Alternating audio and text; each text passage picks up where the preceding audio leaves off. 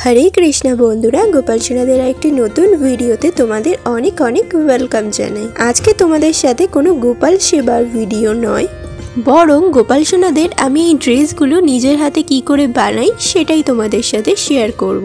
তবে হ্যাঁ, এখানে যে আঁকাটা তোমরা দেখছো এটাও কিন্তু আমি নিজের হাতে করেছি। গোপাল সোনাদের জামা তো আগে অনেক বানিয়ে দিয়েছি, কিন্তু নিজের হাতে এইভাবে এঁকে প্রথম বানাচ্ছি।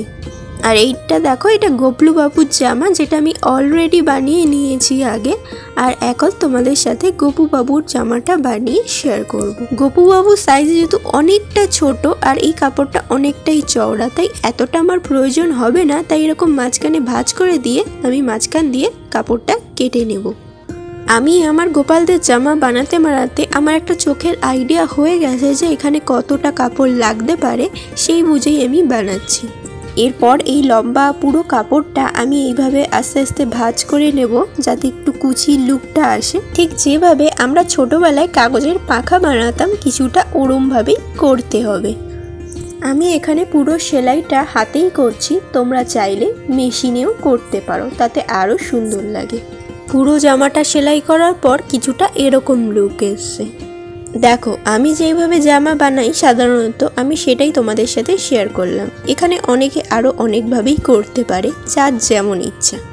এরপর একটা ওই কাপড়েরই টুকরো দিয়ে আমি একটা কাপড়ের টুকরো দিয়ে কোমরের যে জায়গাটা আছে, এই দেখো, এটা দেখলে বুঝতে পারবে।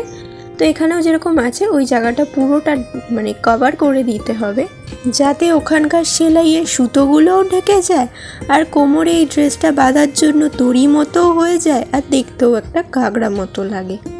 এবার আমি সেলাই করে নিচ্ছি।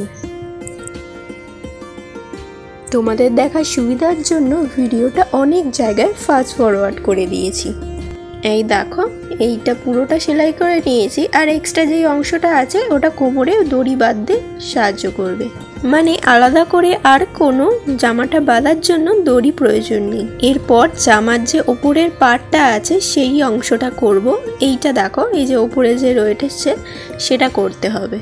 এই ঘাগরাগুলো সাধারণত ওড়না পার্টটা আলাদা হয়, আর আমি যখনই বানাই তখন আমি এই দুটো একসাথেই করে দিই, কারণ আলাদা আলাদা আমার ঠিক পছন্দ হয় না। তোমরাও দেখবে আমি যখন দোকান থেকে গোপাল সোনাদের জন্য জামা কিনে আনি, আমি সাধারণত জামাই কিনি, ঘাগরা কমই কিনি। তো যাই হোক, উপরের মাপটা নিয়ে এখন আমি সেলাই করতে বসে গেলাম। তো দেখো, জামাটা এখন পুরো রেডি। জানি অত ভালোভাবে আমি বানাতে পারি না, তবে যেটুকু বানাই গোপালদের জন্য ভালোবেসে যত্ন নিয়ে বানাই। দোকান দিয়ে তো আমরা সবসময় জামা কিনে গোপালদের পরিয়ে থাকি, কিন্তু নিজের হাতে বানিয়ে পরানোর মজাটাই আলাদা, তাই বানিয়ে থাকি। সব শেষে গোপাল সোনাদেরকেও একবার জামাটা পরিয়ে দেখে নিচ্ছি যে সব ঠিক আছে কিনা। তো বাস, আজকের ভিডিওটা এইটুকুই। তোমাদের ভিডিওটা কেমন লেগেছে অবশ্যই কমেন্টে জানিও। আর যদি ভিডিওটা ভালো লেগে থাকে তাহলে একটা লাইক করো, শেয়ার করো এবং আমাদের ইউটিউব চ্যানেলকে সাবস্ক্রাইব করো। সব শেষে তোমাদের কাছে জামাটা কেমন লেগেছে অবশ্যই